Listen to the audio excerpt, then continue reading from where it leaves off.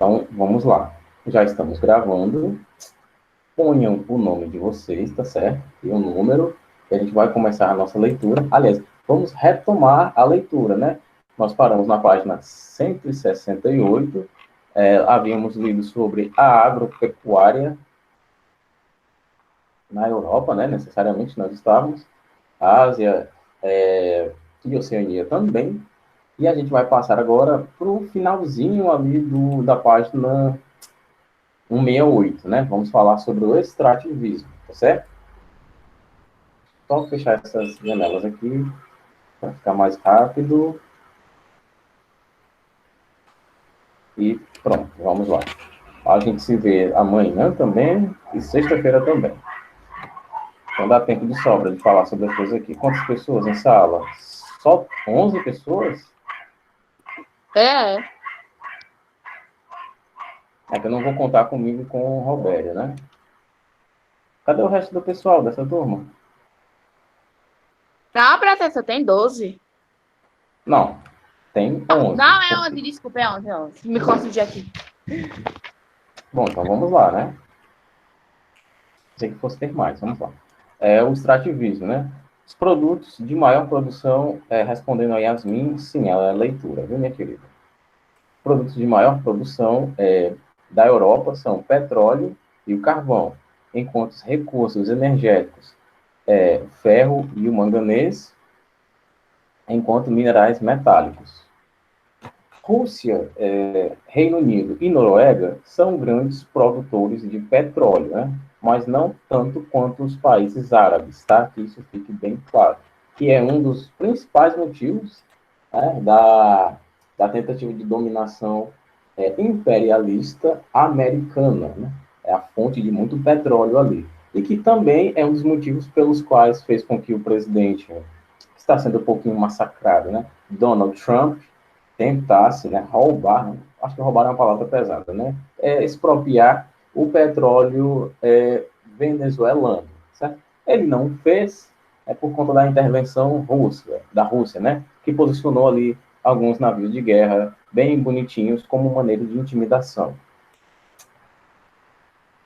A Rússia figura entre os três maiores produtores desde pelo menos 1995 e tem na exportação do óleo bruto uma das suas maiores fontes de divisas internacionais, né? É um fluxo não, um ciclo enorme de óleo que temos na Rússia, cruzando alguns outros países, né? Já que aqui também diz, né, ciclo internacional.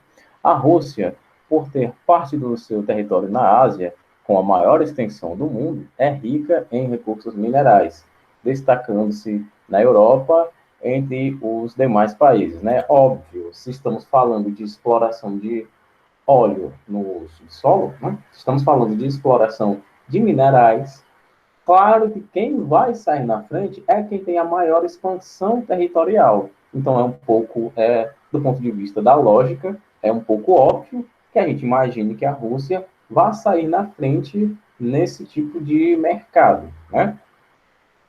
Voltando aqui à leitura. O carvão foi o mais importante para a eclosão da Revolução Industrial na Inglaterra e para o desenvolvimento siderúrgico e metálico, que levou os países europeus a grandes potências industriais do século XIX e do século XX. Né? Falando um pouquinho aqui dessas épocas, né, século XX, do início do século XX, vamos lembrar que aqui no Brasil esses processos de industrialização chegaram bem tardios, né? Enquanto lá já estava no século XIX, foram muitos anos ainda para que chegassem aqui, né? Hoje temos a Rússia como como a sexta, aliás, maior produtora. Ucrânia e Polônia como décima e 11ª, respectivamente, mas a Europa é dependente da exportação de carvão, pois as suas necessidades são gigantescas devido ao seu alto grau de industrialização. Novamente, estamos fazendo aqui relação também com a necessidade, né, se relacionando aqui com a expansão territorial. Temos uma necessidade enorme, porque temos um território enorme, certo? O que também, claro, o que também não é regra, né? Porque lá na China é um território pequeno quando comparado com outros países, né? É menor do que alguns estados aqui do Brasil, mas é o país com a maior população do planeta, né? Mas lá tem mais pessoas por metro quadrado, né? Necessidades são gigantescas devido à industrialização. Ponto. O minério de ferro teve a mesma importância e está atualmente na mesma situação que o carvão no desenvolvimento econômico da Europa desde o século XVIII, embora a produção europeia hoje seja baixa perto de gigantes como Austrália, China e Brasil, certo? Do minério de ferro que estamos falando. E, para fins de curiosidade, o Brasil também é o maior produtor de urânio do planeta, né? Embora não sei por que, eu estou falando eu, Carlos mesmo, não sei por que nós não usamos ele como deveríamos, né? Já que é matéria-prima para armas atômicas, vamos dizer assim. E quem tem uma arma atômica tem mais respeito, tanto do ponto de vista político, social, econômico e etc., em relação a outros países. O extrativismo animal tem, na Rússia, seu grande representante em nível mundial, na produção pesqueira, com mais de 5,5 milhões de toneladas, além da Noruega, com cerca de 3,7 milhões de toneladas. A Europa, eu achei interessante que ele dedicou só esse parágrafo aqui para falar do pescado, mas enfim.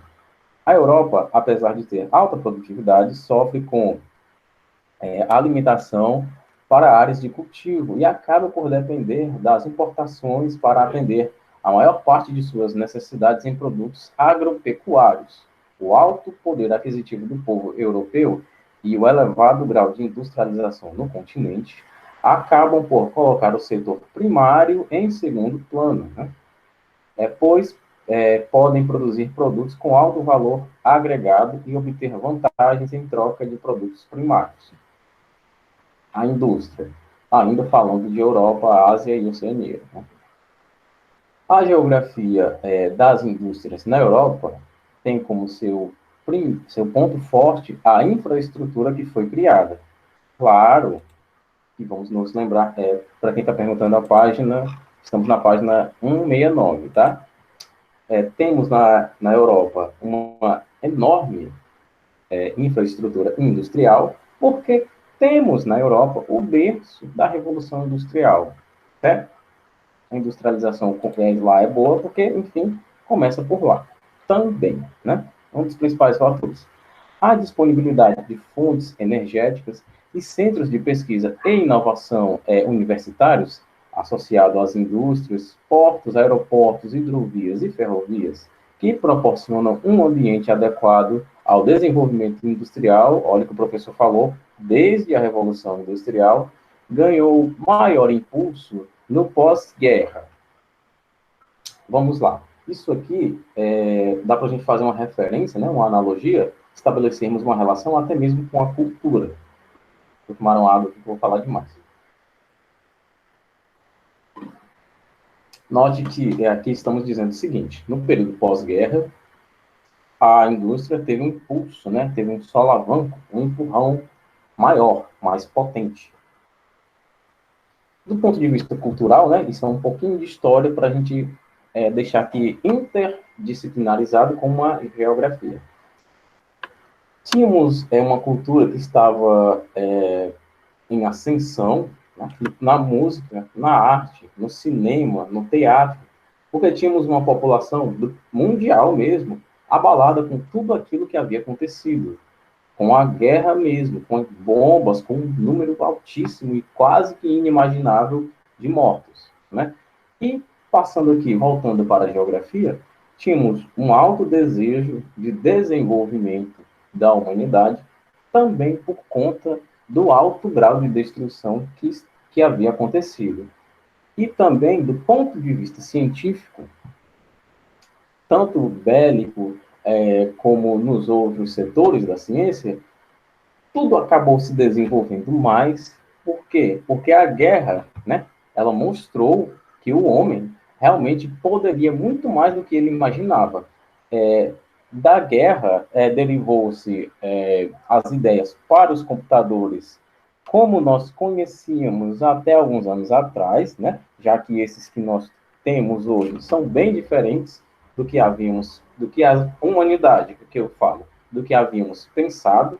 As armas que conhecemos hoje foram melhor desenvolvidas nesse período pós-guerra, principalmente alguns rifles, como por exemplo o AK-47, mais conhecido como AK-47, né?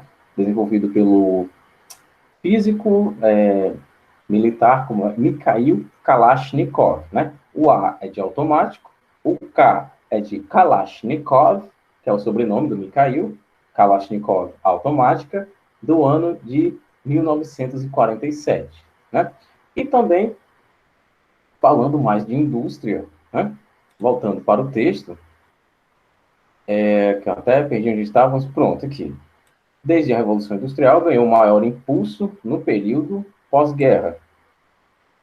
Também vamos partir do ponto de vista econômico. Tudo estava destruído dentro da economia porque houve um investimento milionário, por que não dizer bilionário? Então, a indústria era, sim, o que vinha para tirar esse sufoco que todas as economias do mundo estavam passando. O melhor a se investir era nos trabalhadores, né? Nos trabalhadores e na indústria, né? Porque quando falamos de industrialização, também estamos falando que as funções do trabalhador vai ser outra, né? Já que um trator faz o trabalho de 100 homens, né? Por assim dizer, em uma hora. Voltando para a industrialização, voltando para o livro, página 169. A Europa tem grande importância no mundo devido à força da União Europeia, por ter um alto nível de desenvolvimento, aliás, humano, e por seu peso na tomada de decisões na geopolítica internacional. Coloca-se como um dos continentes centrais do mundo, tendo pela força econômica, pela força econômica como pela força política. Está entre os países do G7, grupo dos países mais desenvolvidos do mundo.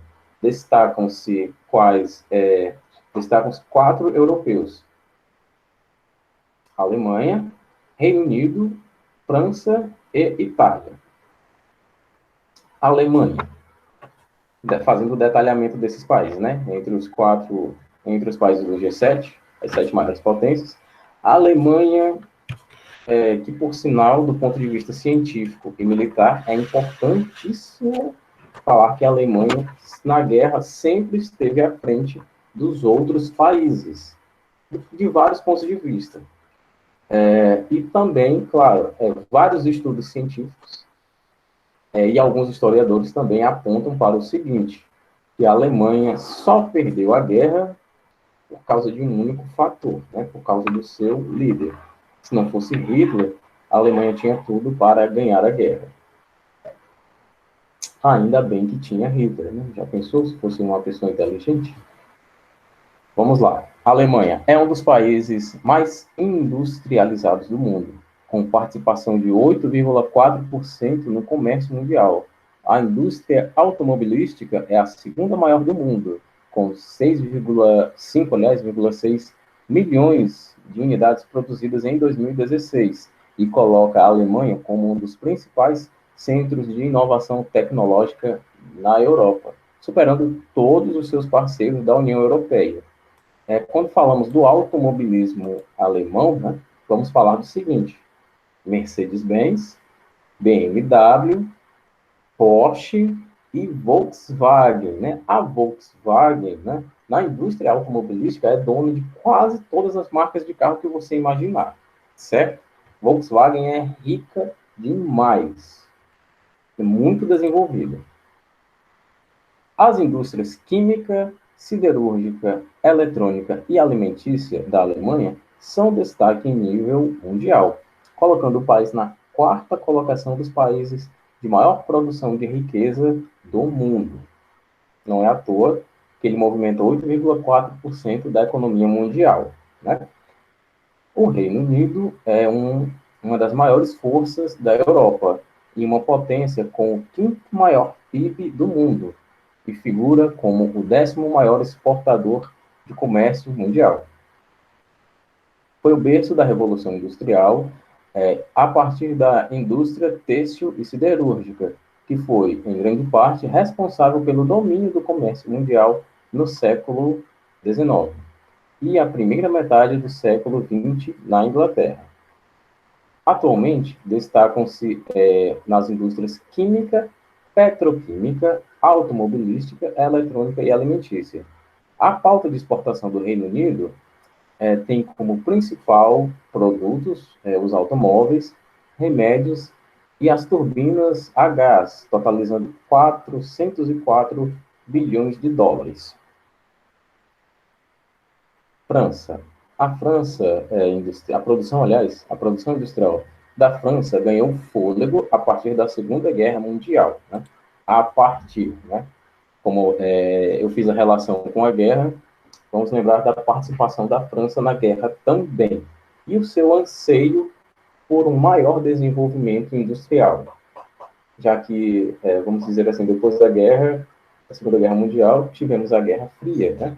Que foi polarizada pela União Soviética, União das Repúblicas Socialistas Soviéticas e os Estados Unidos, né? Após o fim da Segunda Guerra, e chegou a figurar entre as 5 maiores potências econômicas do mundo, no fim da década de 1990. Lembrando que em 91, com a dissolução da União das Repúblicas Socialistas Soviéticas, né, a Guerra Fria acabou. Os principais produtos da indústria francesa são aviões, helicópteros e tecnologia espacial, totalizando 9,3% das exportações francesas. Medicamentos embalados, carros e turbinas a gás, além de dezenas de produtos industrializados, colocam a França como um dos parques industriais, um dos maiores parques industriais, com 2,4 trilhões de dólares do PIB, ocupando a 6ª colocação do Fundo Monetário Internacional, o FMI, em 2015. O total de exportações francesas em 2016 foi de 580 bilhões de dólares, totalizando 3,1% do comércio mundial. Nós que estamos falando aqui de potências de nível econômico absurdo da Europa. Vamos lá. A Itália. A Itália, antes de mais nada, antes da gente entrar no texto dela aqui, né? Ela também tem um grande destaque no automobilismo, né? Pela Ferrari e pela Lamborghini, principalmente. A Itália tem uma economia entre as mais importantes do mundo devido ao tamanho de seu parque industrial. Os principais produtos são máquinas, equipamentos, aço, ferro, tecido, automóveis, alimentos processados, cerâmica e calçados. A pauta de exportação, né, é diversificada em produtos farmacêuticos, utilidades de discos digitais, equipamentos de transmissão, nitrogênio e etc.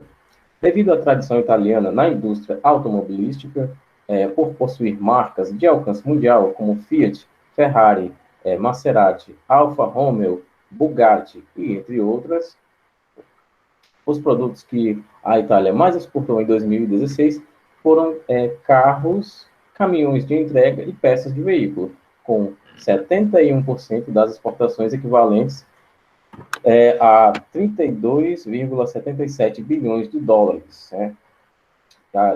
Bilhões de um total de 518 bilhões de dólares. Esse texto aqui não fala da Lamborghini, mas ela também é italiana, tá? Setor terciário, comércio e serviços. O setor que mais emprega e paga os melhores salários nas economias mais desenvolvidas, o continente europeu tem na tecnologia, com pesados investimentos em centros de pesquisa e desenvolvimento, o seu produto de exportação e produção de riqueza. O seu maior produto de exportação e riqueza. A população economicamente ativa, PEA, da Europa está mais predominantemente ocupado no setor terciário. Alguns países, como Andorra, Mônaco, Holanda e Reino Unido, ultrapassam 82% da população econômica ativa dedicada ao setor terciário. Temos, na Europa, alguns países de baixo desenvolvimento econômico, como Albânia e Romênia, com, respectivamente, 39,9% e 42,2% da população economicamente ativa dedicada ao setor terciário. Isso revela, em grande parte, que esses países têm uma economia voltada ao setor terciário, pois não é possível ter uma indústria agropecuária desenvolvida, uma vez que a produtividade no setor primário e secundário depende dos serviços e do comércio, aliás, para serem produzidos. E também vamos lembrar da expansão territorial, que não é lá essas coisas nesses outros países. A Albânia tem sua economia voltada para a agricultura, com 41,3% do PEA, e possui baixo nível de investimento em pesquisa e desenvolvimento, saúde e educação, o que a classifica como um dos países mais pobres da Europa. Os países mais desenvolvidos... Tem um cachorro aqui, pessoal. Não sei se vocês estão ouvindo, mas não é meu, tá? Os países mais desenvolvidos passaram a dedicar maior parte de sua população economicamente ativa ao setor de serviços, pelo fato de que seus grupos industriais saíram em busca de maiores vantagens e lucro, como mão de obra barata, isenção de produtos, energia barata e etc., com o objetivo de atender aos mercados consumidores desses mesmos países na Europa. Vocês estão ouvindo, pessoal? Se estiver ouvindo, digam que eu posso mudar de cômodo também, tá? Para não ficar chato a aula. Bom, continuando. Na Europa, ficaram unidades industriais que exigem mais mão de obra qualificada e mais tecnologia baseada em desenvolvimento, como produtos de química fina, farmacêuticos, compostos elétricos e eletrônicos, e que utilizam biotecnologia ou robótica. Aqui também vamos para a lógica. Se temos um parque industrial enorme na Europa, na maioria, claro, dos países da Europa, claro que iremos precisar de mão de obra qualificada, não mão de obra barata, certo? Vamos precisar de pessoas com conhecimento técnico qualificado para aquele serviço automobilístico, serviço de biotecnologia, serviço de eletrônica, serviço de eletrotécnica, serviço de farmácia, que, claro, é a química, a bioquímica, e por aí vai, certo? Alguns países não têm esse desenvolvimento, né, porque não tem parques industriais grandes, né, que, novamente, né, eu vou fazer relação com as expansões territoriais, né, a delimitação é pequena. O que não é, vamos dizer, a única condição que pode fazer de um país desenvolvido ou não, mas é muito importante, né? Se você não tem muito território, você não vai ter como ter um parque industrial, porque um país não é feito apenas de indústrias, né? Voltando, toda essa cadeia de integração entre o setor terciário e a indústria reforça a importância do papel, né, do terciário no desenvolvimento de profissionais qualificados e de tecnologias inovadoras, que foi isso que eu falei, né? Se você tem parques industriais grandes, você precisa qualificar a sua gente, né, a população desse país, para trabalhar ali, ou chama gente de fora, caso não tenha quem atenda essas demandas, né? O setor terciário produz em torno de 50% da riqueza da Europa, tanto na prestação de serviços especializados, quanto na realização de transações comerciais dentro e fora do continente, como os transportes ou vendas de produtos químicos farmacêuticos, com alto grau de tecnologia. O turismo é uma das atividades que mais produzem riqueza no continente. Claro, óbvio, não é nem preciso, é porque assim, eu estou lendo e contextualizando, mas não é nem preciso contextualizar que a Europa movimenta demais, né, a sua economia por meio do turismo. Acredito que todos vocês aqui têm pelo menos um lugar na Europa que gostariam de visitar, né? O turismo é uma das atividades que mais produzem riqueza no continente. A França recebeu, em 2015, 84,5 milhões de turistas, gerando uma receita de 45,9 bilhões de dólares. Essa receita é maior do que o PIB de 85 países. Outros países do continente, né, outros países europeus, como Espanha, Itália, Turquia, Alemanha, Reino Unido e Rússia, receberam cerca de 258 milhões de turistas, que deixaram na Europa uma renda de 213 bilhões de dólares. O continente europeu arrecadou, ao todo, 450 bilhões com o turismo em 2015. É muita grana, né? Agora sim, vamos fazer valer toda a nossa leitura, né?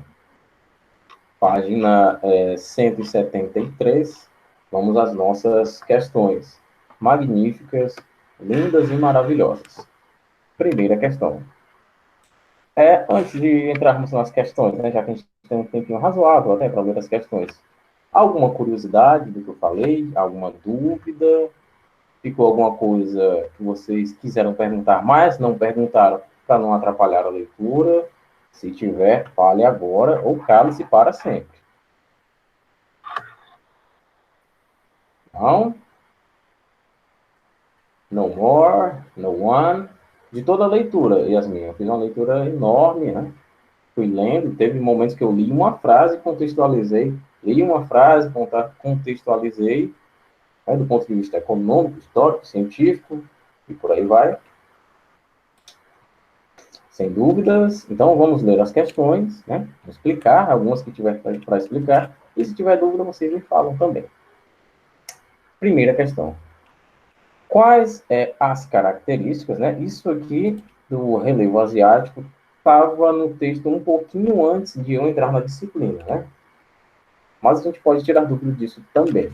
Quais as características que marcam fortemente, né, o relevo asiático? Você vai falar, claro, de questões sobre as cordilheiras, né, sobre as montanhas, né, as características principais, óbvio, do relevo. Se estamos falando de relevo, estamos falando das características da superfície, certo? Aliás, a razão de haver grande diversidade de climas na Ásia? Isso daqui, lógico que está se relacionando com as questões latitudinais, né, e com a extensão territorial. De onde a Ásia começa para onde ela termina, né? E também sobre latitude, óbvio. Quase que a resposta está dada aqui, quase, né? Entre o quase e a resposta tem uma estrada um pouquinho longa. Terceira questão. Na Oceania, temos milhares, né, de ilhas que formam vários países de pequena extensão. Observe o mapa da Oceania na página 144 e aponte quais os três maiores países desse pequeno continente.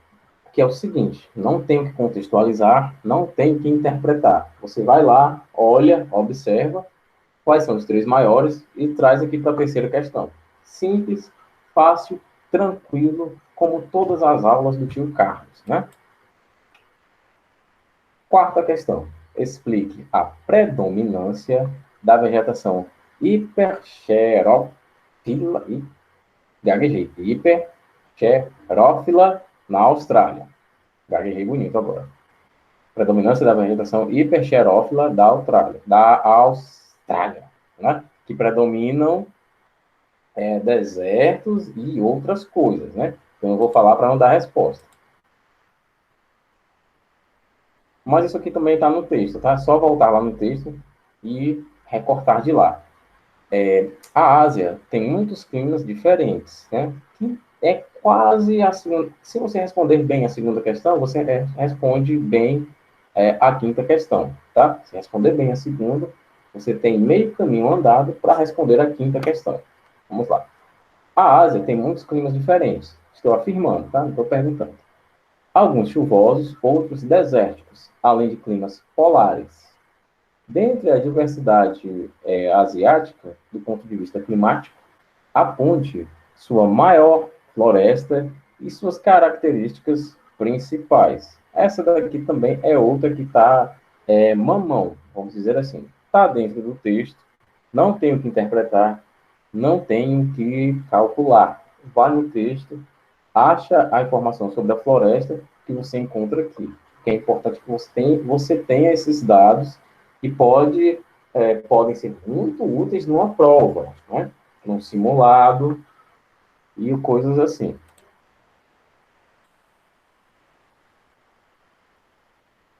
Quais os tipos de vegetação predominante na região central da Ásia? Sexta questão. Dê as suas características. Sétima questão. Apresente os contrastes que marcam o relevo europeu, né? Que é também um pouquinho da primeira questão. Oitava questão. Na próxima página, né? Página 174. Qual a importância das planícies para a economia europeia? Você vai falar sobre a importância hidrográfica também, né? E de planícies fluviais, aliás. Só orientando vocês aqui. Nona questão. Qual seria, basicamente, a diferença entre o clima da Europa influenciado pela corrente do Golfo e sem a corrente do Golfo, né? Que simplesmente tem uma diferença climática, para deixar mais clara aqui a resposta. Lembrando que todas essas questões são passíveis apenas de pesquisa, tá? Você pesquisa no texto, você pesquisa nas imagens e você acha todas as respostas aqui. O continente asiático é o mais populoso do planeta. Fato. Quais são os países mais populosos? Faça a relação entre a população asiática e a população mundial, né? Ou seja, sua população absoluta. 11ª questão, né? 11ª de 15 questões. Como podemos classificar de maneira simplificada a composição étnica e a localização da população asiática? Lembrando que nosso texto, né, nos dá um número, né, que temos alguns grupos de população no continente asiático, né? E você vai dizer quantos grupos temos, né, basicamente, de maneira simplificada, e quais são. Deixa eu ver o chat aqui se tem alguma coisa. Não, sem dúvidas até agora, todo mundo está entendendo, né? Como podemos... não, aqui é 12º. Vamos para a 13ª. De maneira geral, explique as condições para o desenvolvimento das atividades industriais na Europa, né? Lembrando que aqui iremos falar de parques industriais, de setor farmacêutico, automobilístico e por aí vai, né? Se você quiser ir mais a fundo, você pode falar da evolução industrial até, né? A partir da revolução, a partir da guerra, aliás, do período pós-guerra. 14ª questão. Deixa eu só ver. Todo mundo já pôs o nome, né? Ok. 14ª. Por que a agricultura europeia tem grande produtividade, mas não atende suas necessidades de abastecimento de produtos agropecuários, né? Você vai falar sobre as limitações da área de cultivo aqui, certo? Resposta bem simples, bem fácil, está no texto, está nas últimas linhas que a gente leu. E 15ª. Tomando como complexos, né? Aliás, desculpe, li mal. Tomando como exemplo os europeus, explique a importância da pesquisa e desenvolvimento. Aqui a gente vai contextualizar com o Brasil também, tá? Pesquisa e desenvolvimento de quê? De ciência. Pesquisa e desenvolvimento científico. Você pode até falar sobre desenvolvimento na área da saúde, na área, no setor de combate ao coronavírus, né? Se a gente tivesse mais investimento científico, né, mais pesquisa e desenvolvimento, a realidade poderia ser outra, se a gente tivesse investido mais na saúde, né, com mais pesquisa, mais desenvolvimento, né, a gente, eu falo população geral, né, governo e sociedade, tá? Você vai usar a Europa como um todo, né, como exemplo, né, o seu PIB, né, todo o seu acumulado, toda a sua movimentação de receita, e você vai dizer se eles são um bom exemplo, né, sobre pesquisa e desenvolvimento, né, no sentido de importância. Qual a importância da pesquisa? Qual a importância do desenvolvimento, né, para um bloco, seja uma cidade, um estado, né, um país ou um continente? É importante pesquisa e desenvolvimento? Por causa disso, disso, disso, disso. Ou não, não é importante por causa disso. Você dá os seus motivos, tá? Bom, nenhuma dúvida. Se não tiver dúvidas, eu vou esperar respostas majoritariamente corretas. Bom, pessoal, se não tem dúvidas, a nossa aula é essa, tá bom? A gente se vê amanhã e a gente se vê na sexta-feira também, tá certo? Um abraço para vocês.